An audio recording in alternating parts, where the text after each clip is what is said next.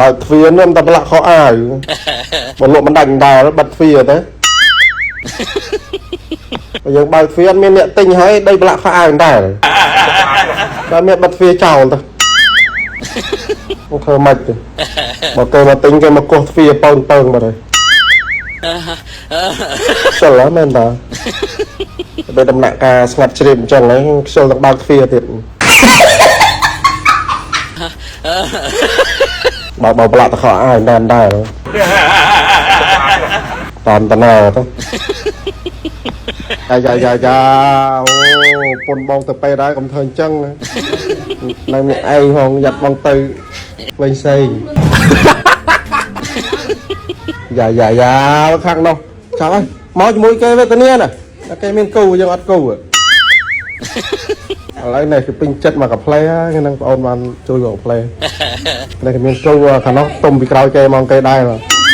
ដាច់តណោតស្អាតពេកអត់មានហ៊ានឡាញ់ដឹងទៅឬមួយក៏ឡាញ់រើសពេកដល់ប្រុសស្អាតតែដឹងមើលហើយពេកបោកអូគេបោកពេកគេបោកទៅលេងយកជួយទេវីដេអូប៉ុណ្ណឹងនិយាយច្រើនខុសច្រើននិយាយតិចខុសតិចបើខោអាវមានតែ4 10ដែរជួយទៅហើយមកមានណាគេលេងកុហកគ្នាអញ្ចឹងទៅអូនណាហើយថាមកបងអង្គុយចាំទេពីអ្នកកូនធីមទេឥ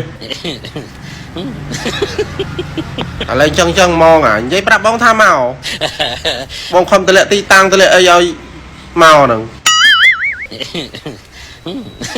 ហើយឯងនិយាយបើមិនប្រកាសមិនបាច់និយាយទេអើយអាខ្មាស់គេណាអូនណាលេងនិយាយមកថាជួយទិញបងមិនមកជួយទិញដែរហ្នឹងនិយាយកុហកធ្វើអីហើយបងមានសង្ឃឹមធ្វើអីបងថាដាច់បានមកកាផ្លេហ្នឹងបានបាយស៊ីទៅពេលឯងអញ្ចឹងចំហ្មងអា